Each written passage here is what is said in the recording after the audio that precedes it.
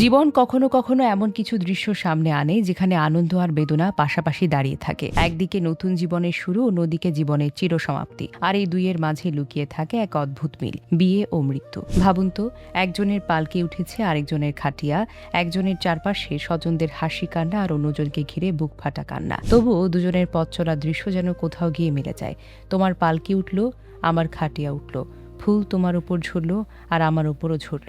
তফাৎ শুধু এতটুকুই, তুমি সেজে গেলে আর আমি সাজিয়ে নিয়ে গেলে। তুমি নিজের নতুন ঘরের উদ্দেশ্যে রওনা হলে আর আমিও রওনা হলাম আমার জীবনের শেষের দিকে।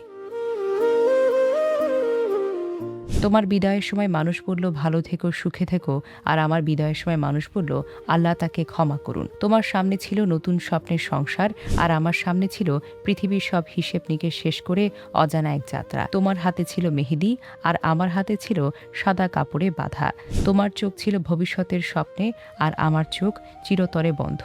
কিন্তু দুজনের ক্ষেত্রে একটি বিষয় একই, দুজনকেই একদিন নিজের পরিচিত পৃথিবী ছেড়ে অচেনা এক ঠিকানায় যেতে হবে। বিয়ের পর মানুষ নতুন জীবনে প্রবেশ করে, আর মৃত্যুর পর মানুষ প্রবেশ করে এমন এক জীবনে যার কথা আমরা বিশ্বাস করি,